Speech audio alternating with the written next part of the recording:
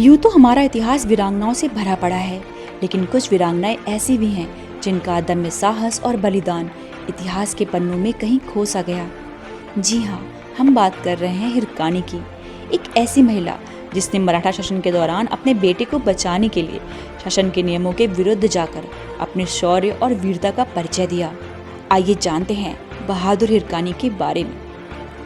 छत्रपति शिवाजी महाराज ने 1674 में रायगढ़ किले पर विजय हासिल कर इसे अपनी राजधानी में बदल दिया था।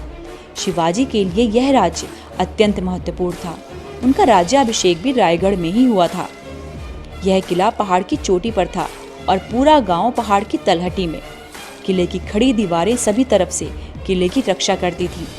एक तरफ खड़ी गिरावट थी जहां कोई दीवार खड़ी नहीं की गई थी, क्योंकि सेनापतियों का मानना था कि इस पहाड़ी से किसी भी इंसान का महल के अंदर प्रवेश करना असंभव है।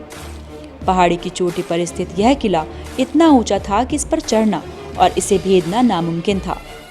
किले के ठीक नीचे ही एक गांव हुआ करता था और किले की ओर जाने वाली सड़क के माध्यम से किले के अंदर रहने वाले लोगों के लिए दैनिक आवश्यक चीजों को लाया और ले जाया जाता था।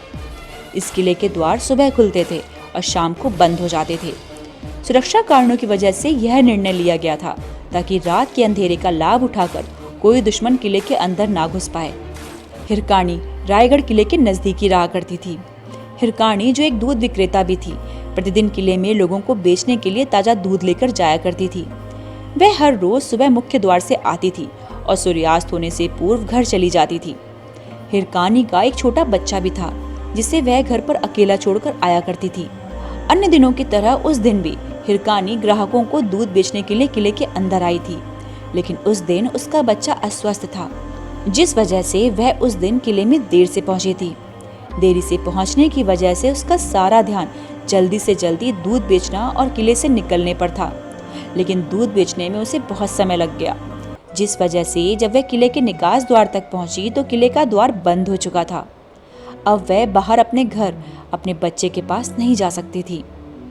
निकास द्वार पर देरी से आने वाले अन्य सभी लोगों की तरह हिरकानी को भी द्वार पर ही रोक दिया गया था, जिसके बाद हिरकानी ने निकास द्वार पर खड़े सिपाहियों से विनती की कि उसे बाहर जाने दिया जाए, क्योंकि उसका बच्चा अस्वस्थ है और घर पर अकेला है।